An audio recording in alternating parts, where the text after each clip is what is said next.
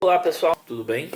Então vamos lá falar um pouquinho sobre o gerador de clock, já que a gente está falando sobre clock, né, divisores de frequência, relógio.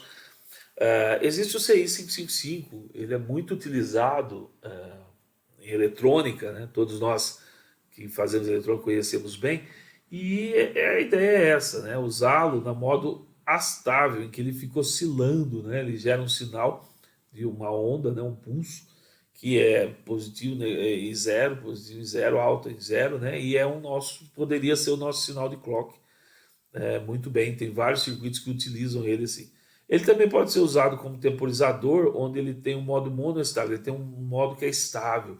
E aí você dá um disparo nele no trigger e ele vai até esse estado e volta. E existe o outro, né, que é o biestável, em que ele tem, né, você consegue fazer, dar um toque, ele vai para um estado, dá um toque, ele vai para outro estado. Então, ele fica livre de ruídos, né, para interruptores. Se bem que hoje é tudo feito mais por software do que hardware. E aí, na operação astável, né, a ideia é assim que você ligar ele, ele começa a gerar pulsos. Então, tudo vai ficar dependendo do valor que você colocar no capacitor 1 e nos dois resistores, que são esses daqui. Esse é um circuito, esse circuito aqui, esse layout, é fixo, pessoal, é sempre assim, tá bom? O que vai mudar são esses valores. Algumas pessoas mudam esses capacitor também, às vezes ligam direto, mas o mais assim interessante é esse circuito que eu vou montar hoje, falar com vocês. Mas espera aí, que valor que vai ser, né? A ideia é a seguinte: como que a gente calcula que oscilação que vai ter esse clock? Quantas ondas de clock, quantos sinal, né, sinais de clock eu vou ter num segundo? Ou seja, qual é a frequência? Então, isso você consegue fazer o cálculo baseado em R1, R2 e C1. Esses caras é que você vai fazer o cálculo. O tempo em alta, onde fica um VS, né? Então, se a gente alimentar com 5 volts, a saída vai ficar em 5. E o tempo em baixa. Então tem tempo em alta e tempo em baixa. E isso depende da carga, né, do capacitor. Tal, aqui é explicando o funcionamento, né? Um terço da carga ele dispara e a tensão vai para mais VS. E quando chega a dois terços ele corta e aí vai para 0 volts. E aí ele volta, ele descarrega e aí ele volta a carregar para um terço, dois terços, um terço, dois terços. E como ele está no divisor de tensão aqui, então isso provoca para nós, no caso, uma onda, né, quadrada, cuja parte alta ela depende dos dois resistores e do capacitor. E da parte baixa, apenas do resistor 2 e do capacitor 1. Tá? Então a gente vê aqui olhando isso. Então se eu deixar R1 igual a zero, eu vou ter ela simétrica, né? A mesma alta vai ser a mesma quantidade em alta e baixa.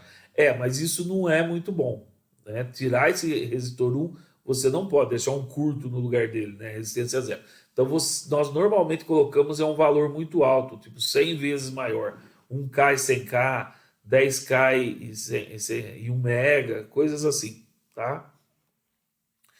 O período T, que é a soma dos dois, é claro, vira isso aqui. E desse período é legal que aí a gente, tendo a relação dos dois, já definidos os resistores, nós podemos achar o capacitor. Ou, o que é mais comum, você pega e define o capacitor, porque ele é mais difícil de achar em várias medidas, e aí, usando a relação que você tem que R2 é 100 vezes R1, né? Então você vai ter 201 vezes R1, tá? E aí você tem, então, acha o R1 e o R2 nessa equação com o valor sabendo o período que você quer, tá? Se você quiser fazer a equação pela frequência, também é possível. No caso nosso, olhar que a resistência é em ohms. Então, se eu colocar 10K, é 10 mil, é 10 a terceira, né? Mega, 10 a sexta e assim por diante. Assim como o capacitor vai dar capacidade de farad, microfarad vai dar valores baixos. Olha, tomando assim, ó, para simular um sinal de 1 segundo, ó, tá? Um sinal de 1 segundo. Então o período é 1 segundo. Então a equação é essa, né? A gente sabe. Então eu invertendo, eu sei que o t é 1, né? Então 1 dividido por tudo isso aqui vai dar C1.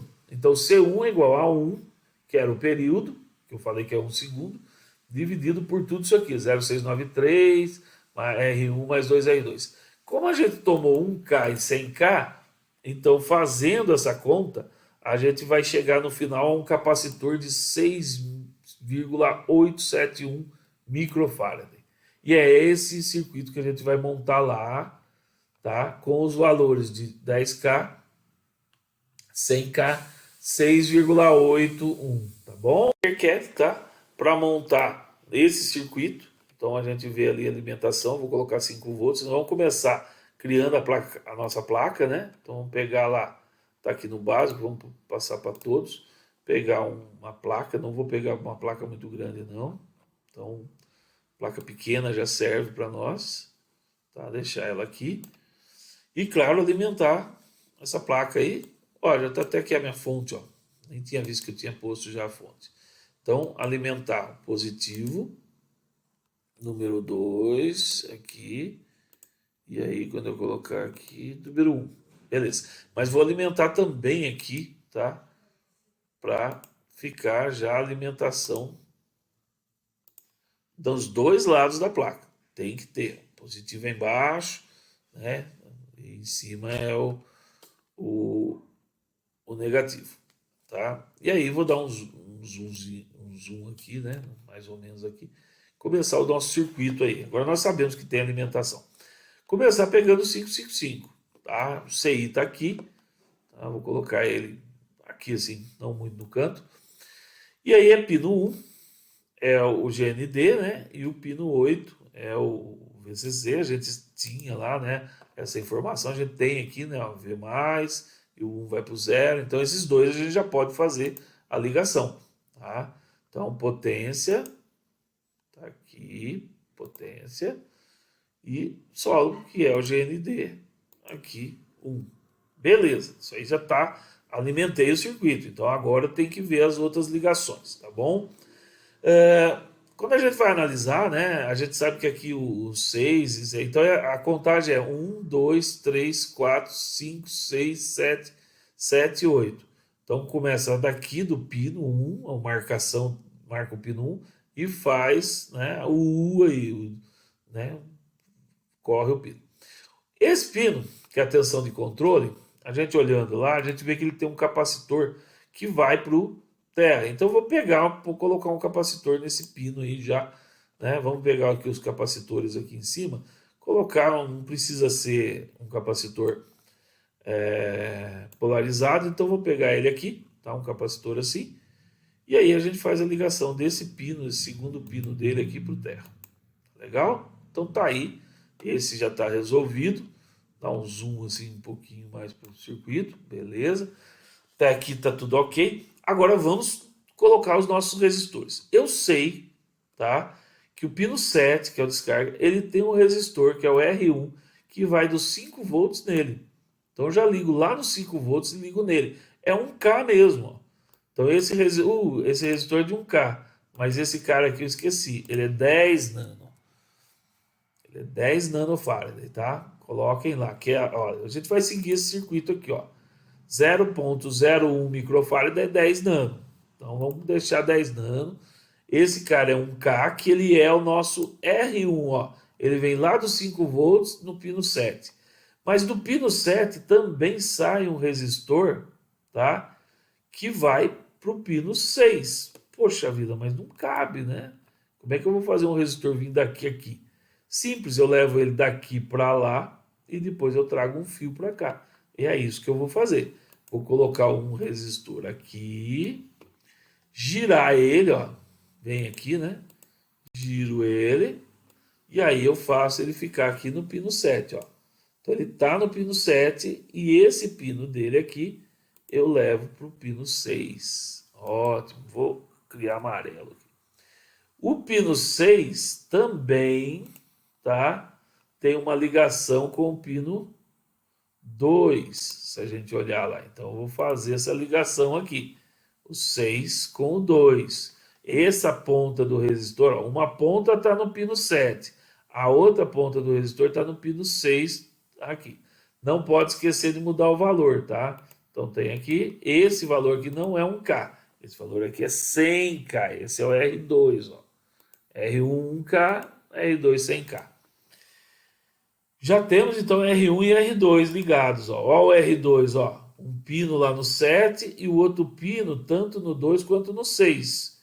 Só que no pino 2 e no pino 6, né, que essa ligação, sai um capacitor. Eu vou colocar ele aqui embaixo, ó. E aí eu ligo ele no pino, né, no pino 2, que aí, como tem a ligação, vai estar no pino 6, que vai estar no pino do resistor, tá? Então, se eu quisesse, eu poderia colocar aqui em cima ou aqui, né?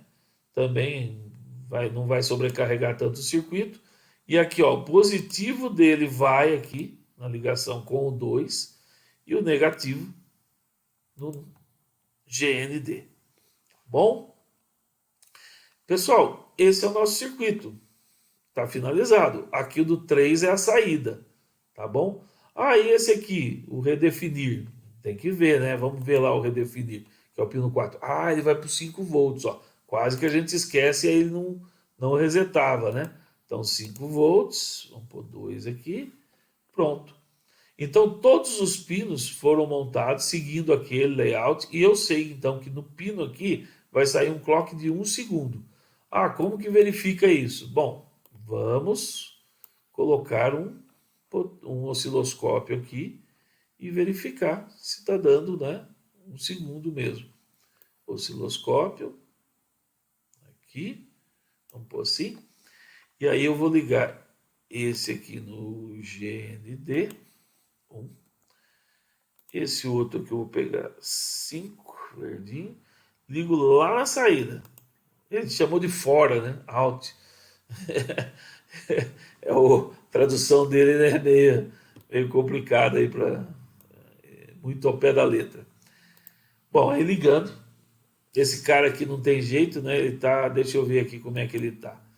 Ele tá em 100 mili, né? Vamos colocar aqui, ó, 200 milissegundos cada.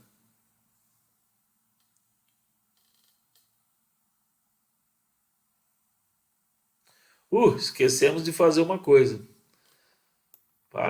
Nós não mudamos o valor de C1, né? C1 tem que mudar o valor. Ele vale 6. Epa, vamos lá no documento. A gente fez o cálculo lá. 68714.